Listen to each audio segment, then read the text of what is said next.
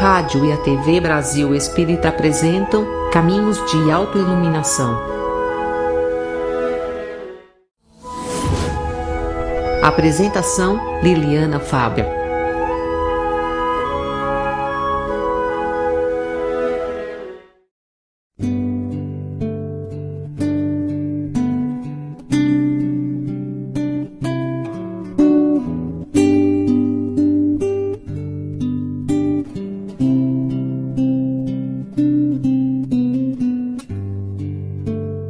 Ondas da vida carregam o barco, atracado no tempo, não quer navegar. Naufraga em si mesmo, temendo os monstros que existem no mar.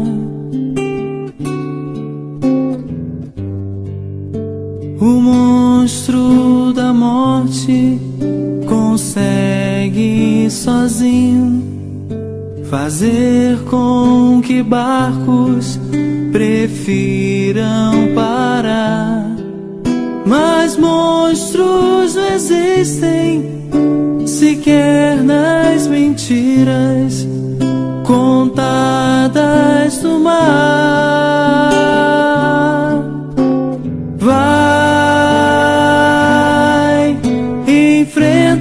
As tormentas do além-mar, essas velas da coragem pra lutar e ir além. Estrelas do bem vão te guiar,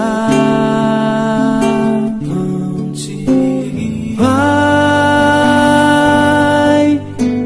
Cristo seja a luz em seu vogar, que o risco não te impeça de tentar ganhar o mar com o instrumento que se chama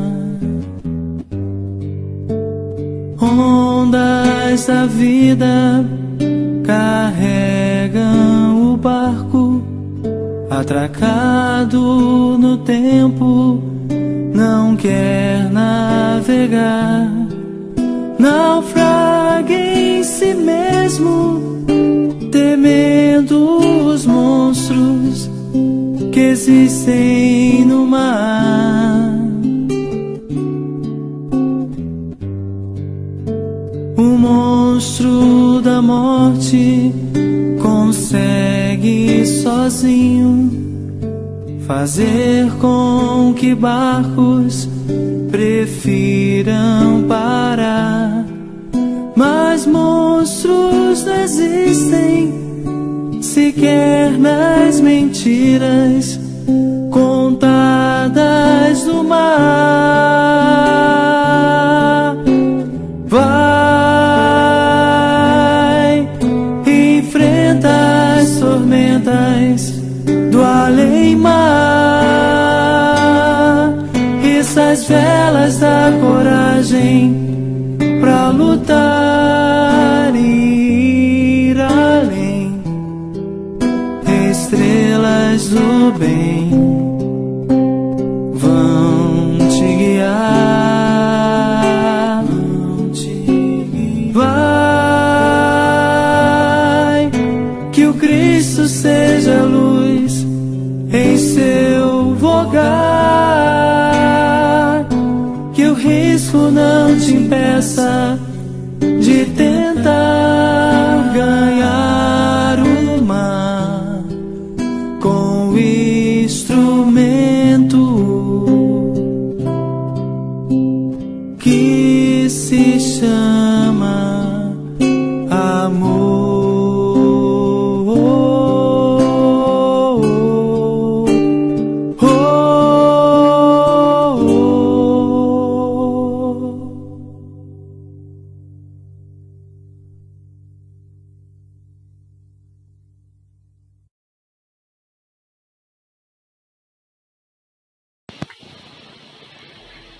Conta-se que um alpinista bastante conhecido e experiente havia sempre o desejo nele de buscar intensos desafios para se superar.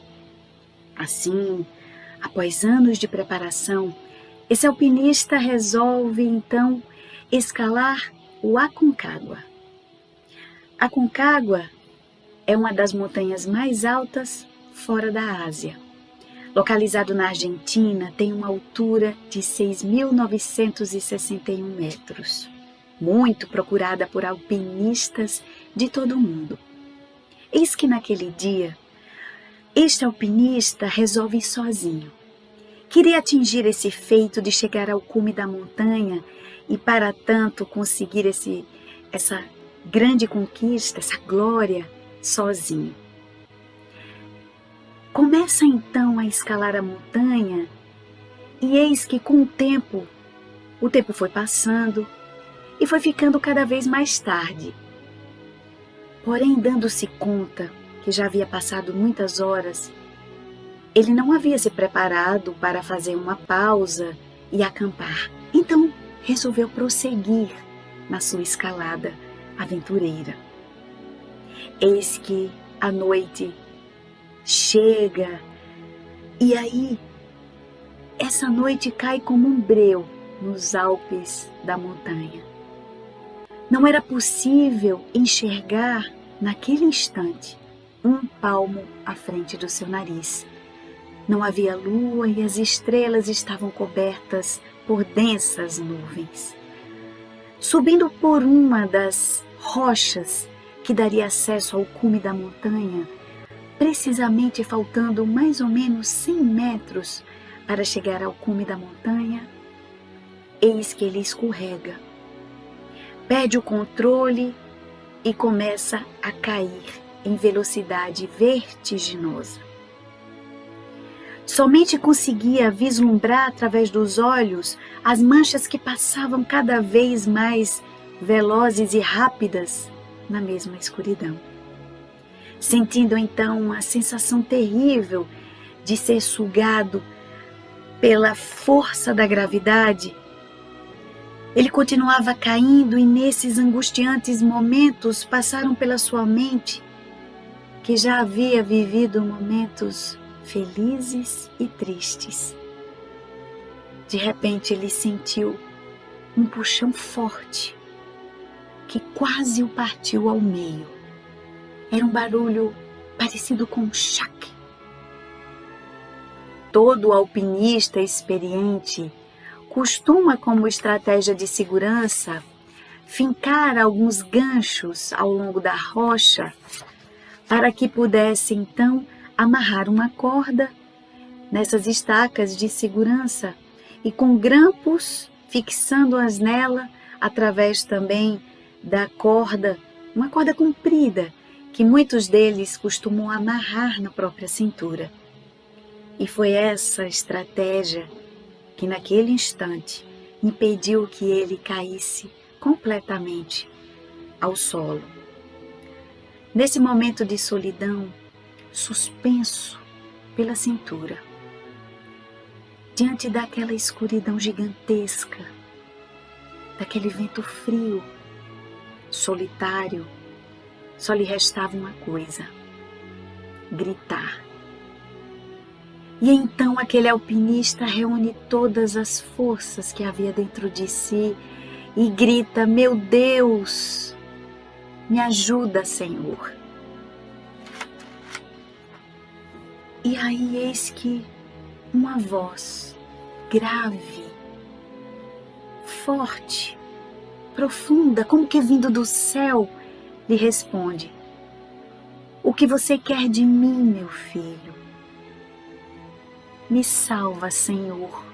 Me salva, meu Deus, por favor.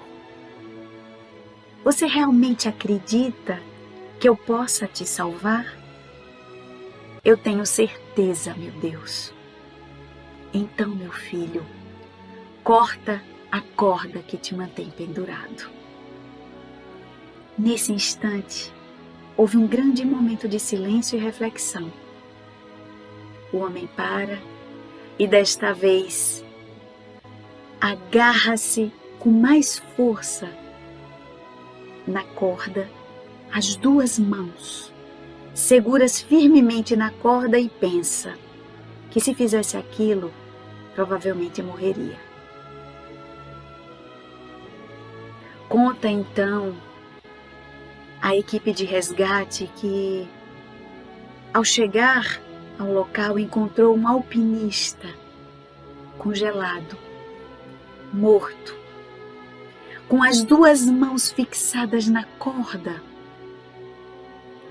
a pelo menos 2 metros do chão.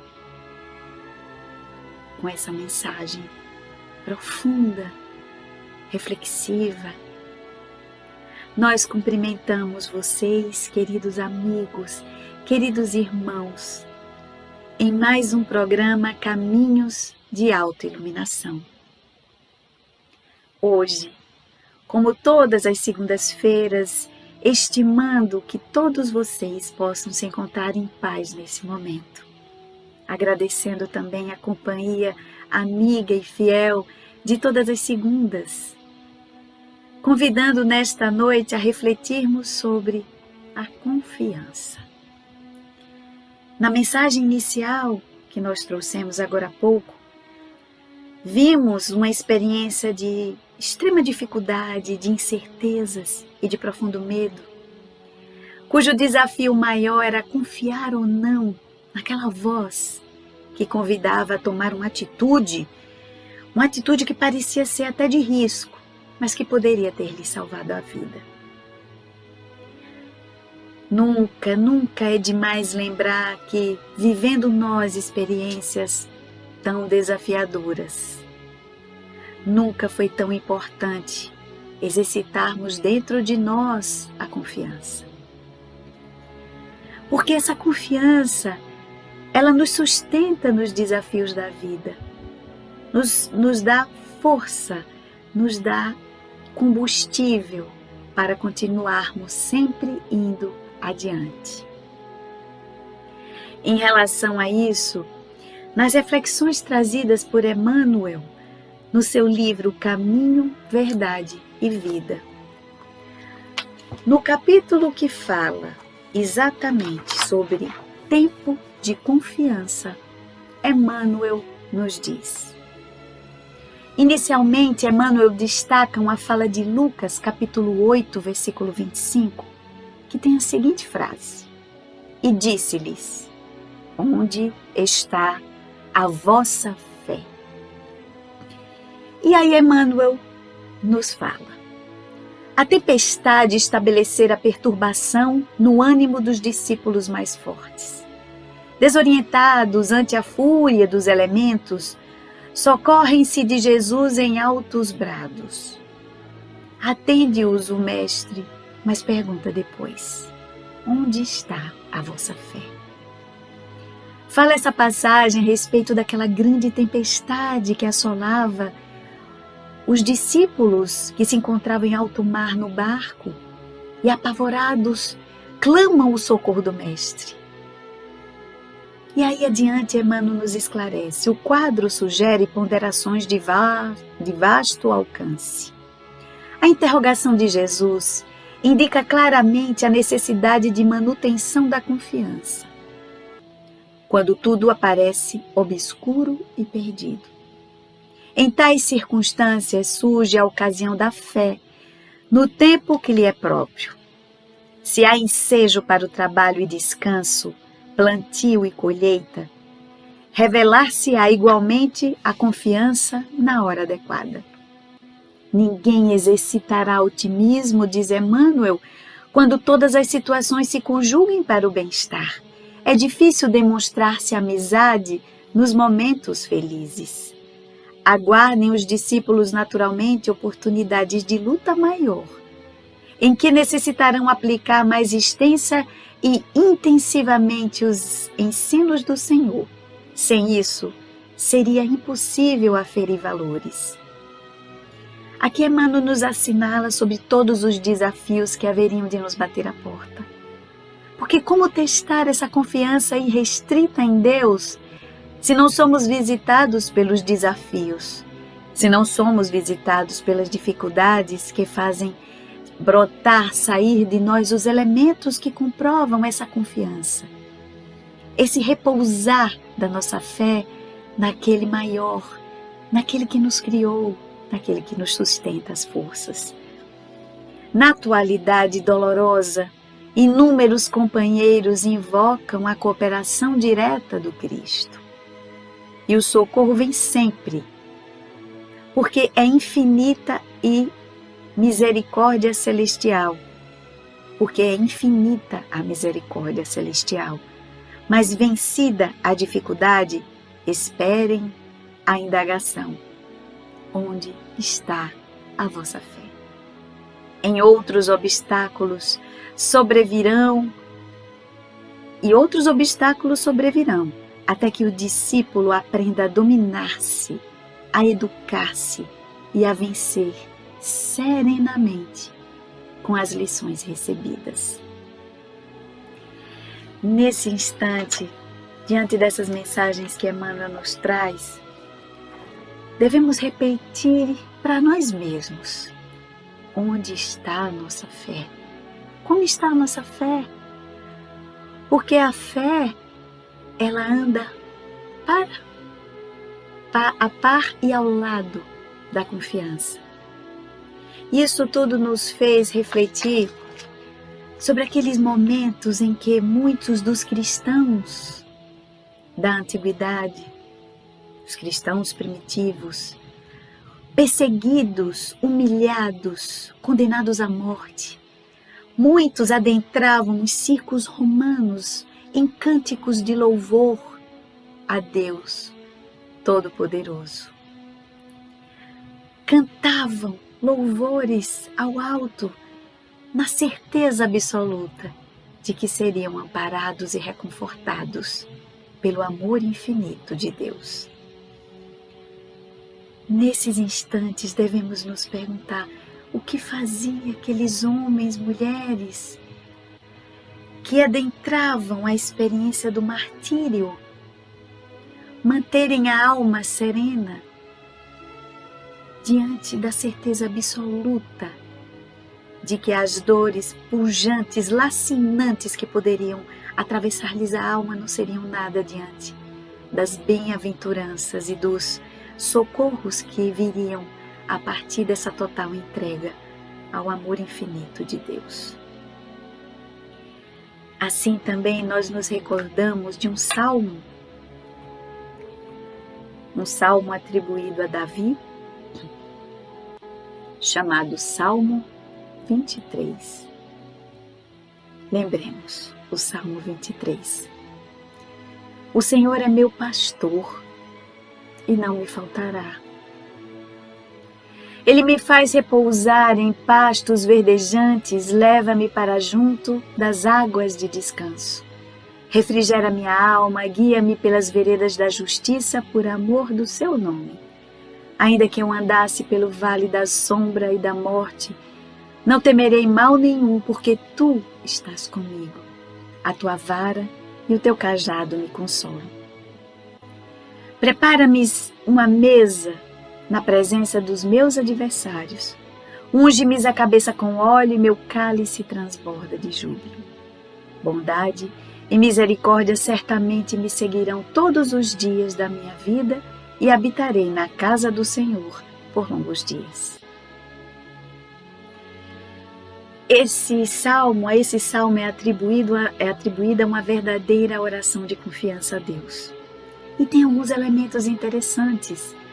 A comparação de Deus com um pastor, por exemplo, ainda que nós recordemos que à época a figura do pastor era muito presente na cultura judeia naquela época, mas existem elementos muito simbólicos e uma metáfora muito bonita por trás desse salmo.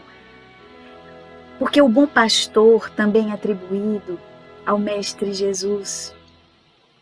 O bom pastor é aquele que não abandona suas ovelhas, que debruça todos os seus esforços para buscar aquela que escapa ao rebanho, ou que vai ao encontro daquela que se encontra em perigo. No trecho que fala, ainda que eu andasse pelo vale da sombra e da morte, não temerias mal algum, porque tu estás comigo, tua vara e teu cajado me consolam. Dizem os estudiosos que o vale da sombra e da morte existia naquela região e que era representada por altos cumes de montanhas que em determinados momentos do dia, ensolarado e causticante do deserto, formava grande sombra, e que era um trecho preferido pelos pastores porque, para proteger as ovelhas daquele sol causticante,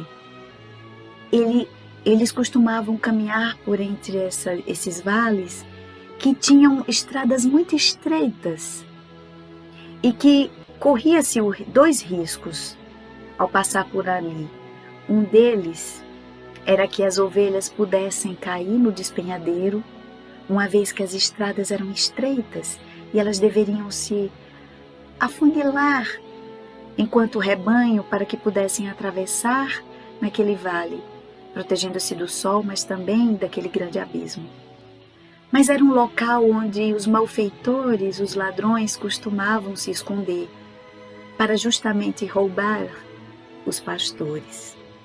E muitos usavam de extrema violência e muitos pastores perdiam a vida durante essa trajetória. Mas Davi traz uma metáfora muito bonita a respeito disso. O cajado e a vara eram usados pelos pastores. A vara, por sua vez, era usada para afastar os animais selvagens que porventura pudessem atacar as ovelhas indefesas.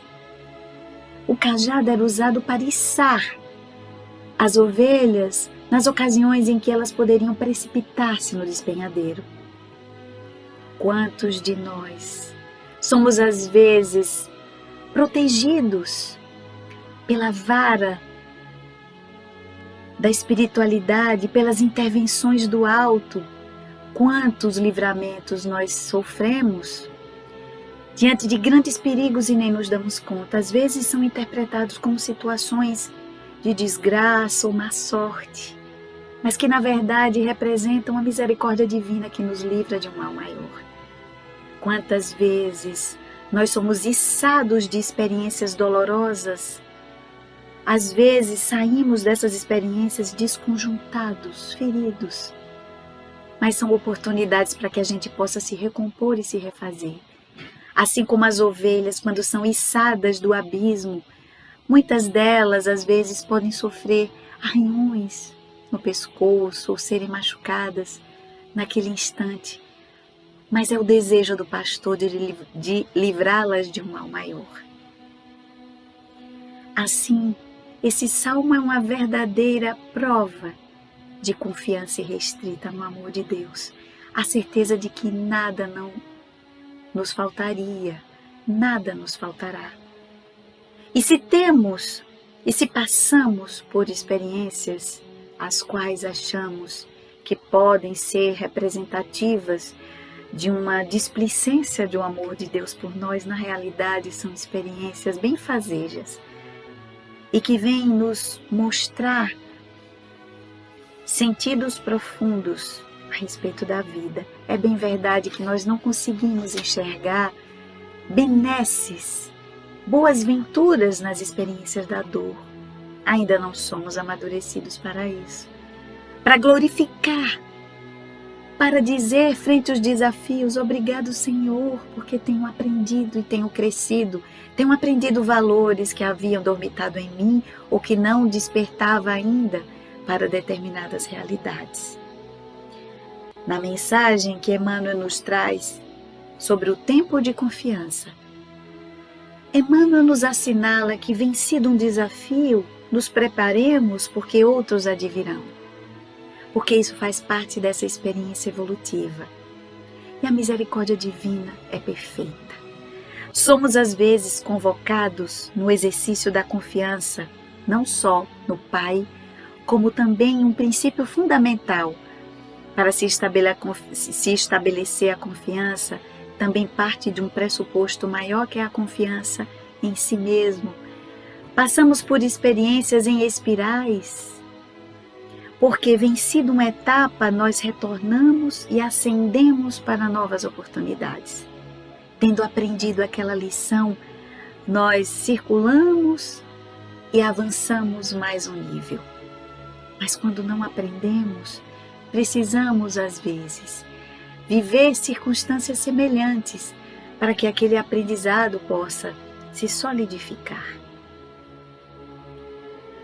Mas Deus, Criador do Universo, Criador de todos nós, é tão paciente conosco e nos envia, como nos enviou o Mestre Jesus, para acelerar o nosso processo de crescimento, para fazer despertar em nós o verdadeiro sentido da amorosidade e do amor aos outros e a nós. Porque o sentido de confiança, ele parte também desse exercício desprendido do amor pleno. Ainda esse respeito da confiança. No livro Rejubila-te em Deus, de Joana de Ângeles, num de seus capítulos, esse particularmente referido como a confiança, Joana de Ângeles vai nos dizer que a vida, no entanto, no seu contexto geral, nos propõe a confiança como sendo o recurso valioso, se não indispensável para tornar longa a existência, coroando-a de harmonia e de júbilos internos. Porque a confiança nos dá essa sensação de boa-ventura, de bem-aventuranças, mesmo que as paisagens diante de nós sejam sombrias, a confiança nos faz enxergar adiante. Enche-nos de uma energia vital que não nos deixa sucumbir frente aos primeiros obstáculos. Mas Joana de Ângeles reconhece que durante as nossas trajetórias, as nossas experiências, sobretudo nos relacionamentos com o outro, muita da nossa confiança é abalada pelas experiências nefastas, negativas que temos nesses momentos de troca com o outro. E essas marcas profundas causam uma desconfiança que às vezes perduram por muito tempo, às vezes por muitas existências, perseguindo a criatura e fazendo-a desconfiada de tudo e de todos, não se permitindo relacionamentos profundos ou contatos ou aberturas diante da vida e diante das outras pessoas por receio de ser ferida, de sofrer, de se magoar. E a respeito disso, ela nos esclarece. Quando se foi vítima de exploração indevida, realizada pelo abuso em relação ao sentimento de fé e de respeito, o indivíduo arma-se, evitando que se repita um incidente infeliz. Igualmente, heranças ancestrais, procedentes de existências transatas, dificultam a confiança em razão de suspeitas decorrentes de ações nefastas, que permanecem fixadas no refolho da alma. Ressumando, ou seja, ressurgindo, aparecendo em forma de conflito e de insegurança emocional, cria dificuldade para a entrega, a instalação da confiança no seu mundo interior, experienciando inquietações, inseguranças e receios injustificáveis. Às vezes são aquelas pessoas que se encontram tão desconfiadas que não se permitem estabelecer elos de amizade, por exemplo. As suas relações de trabalho são sempre superficiais e distantes. Ainda a respeito disso, ela nos diz: necessário torna-se cuidar de não cerrar a porta da afabilidade a todos como um mecanismo defensivo, a fim de que não se repita a conduta deplorável característica de transtornos emocionais. E aí ela faz uma comparação interessante. A criança que se entrega aos cuidados da mãezinha em totalidade é o mais belo exemplo de inconsciente confiança, que lhe jaz adormecida, preparando-a para uma existência estável e saudável. À medida, porém, que a razão produz discernimento, receios que procedem do passado liberam-se dos depósitos da memória anterior e surgem as suspeitas, os ciúmes, os receios. Aí, marcados por essas experiências, somos dominados por essas memórias infelizes e aí nos bloqueamos. Fechamos os nossos corações e mantemos essa penúria constante, porque quem está em plena desconfiança de tudo e de todos nunca está em paz. Por isso que ela faz um convite. O sentimento da confiança é automático na existência física, é exceção feita às ocorrências psicopatológicas. Movimentando-se de um para o outro lado, confia-se que tudo vai bem e nada acontecerá. Quando se alimenta, o indivíduo não desconfia que o alimento poderá estar envenenado, que o condutor do veículo irá chocá-lo contra outro, que o controlador do voo forneça instruções erradas. Numa análise profunda da lei de amor preconizada por Jesus, a confiança desempenha função relevante por fazer-se indispensável na vivência do postulado a ser abraçado. Então, nessa condição, nesse contexto, devemos exercitar em nós esse exercício da confiança, e ela nos diz: não descures de cultivar a confiança na vida, nos valores éticos de ter que são propostos pela reencarnação. Viver na Terra é também experimentar riscos. Ninguém evolui sem experiência dos riscos e tentames de erro e de acerto. O número daqueles que constituem a fauna humana das aberrações é menor do que a dos que respeitam e conduzem com a equidade possível. Confia nas bênçãos do Pai, que espera o teu processo de elevação e avança em paz, nos diz Joana de Ângeles. Toda a vida de Jesus foi uma permanente lição de confiança.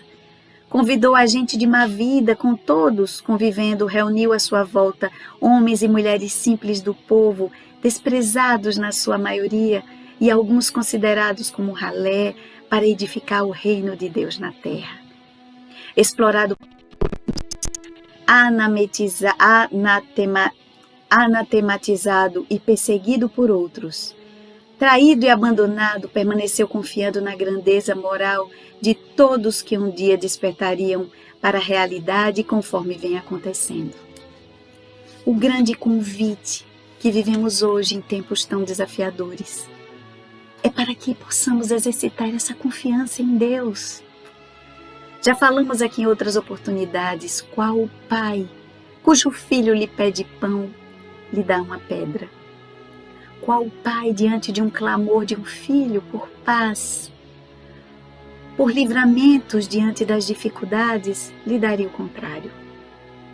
Todos nós estamos sendo convocados e convidados a extrair de nós, das nossas mais profundas entranhas, a certeza e a convicção do amor de Deus por nós. Como, sendo frutos do amor pleno, poderíamos ser abandonados por Ele.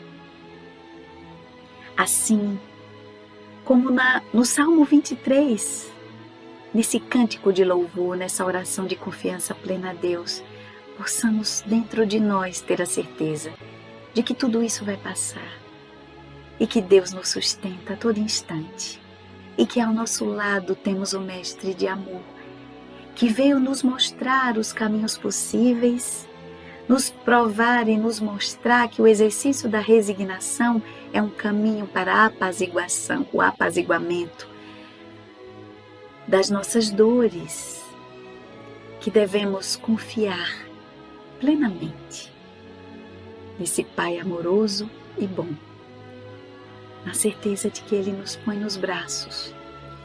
E diante daquela mensagem tão bonita, pegadas na areia, quando havia o clamor da presença do Cristo nos momentos difíceis da criatura, ela diz: em alguns instantes eu me vi só com uma pegada, estava só. E a mensagem nos diz: não, nesse instante em que vistes na areia apenas um par de pegadas, era porque te tinha colocado no colo, tinha te colocado nos braços. para te sustentar. Assim, agradeço mais uma vez a paciência e a atenção de vocês em mais um programa, hoje trazendo singelas e simples, humildes reflexões a respeito da confiança. Convidando a todos a se fazer presente todas as segundas-feiras às 18h30 nesse canal da RBE, da Rádio Brasil Espírita e também da TV Brasil Espírita. Convidando a vocês que se inscrevam no canal, ajude na divulgação desse projeto que tem tantos braços como nós colocamos, tantos irmãos que vêm com seus esforços contínuos e pessoais para trazer a mensagem rediviva do Mestre Jesus.